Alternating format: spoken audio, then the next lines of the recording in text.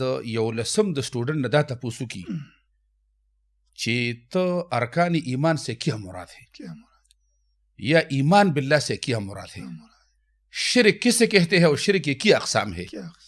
نو د الله په ذات مې د قسمی چې په دې سلو کسانو کې 15 لکان د رشتہ دا به 11 طالب ویل شرک څومره لوی تبعی او هلاکت خو د دې طرف هودنه د دې طرف معلومات په دې باندې خواري چې ایمان څه ته وي، د ایمان ارکان څه، د ایمان شعبې څه دي. نو سو پورې چې زمونږ دا سیسټم د 10 پورې مشترک شوی نه وي چې مدرسه او سکول یو شي، دینی معلومات هم یو دنیوي او د 10 نه پس یو سړی بیلی کې میډیکل طرف ته ځي که مدارسو طرف ته ځي.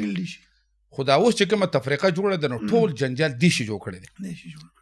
دویمه مسله په هغې کې دام ده چې زه 4 کالو نه په سرکاري سکولونو کې استاد یم. موږ له دې مطالعه قرآن لازمي که چې تاسو د قرآن ترجمه او کتابونه م راوړو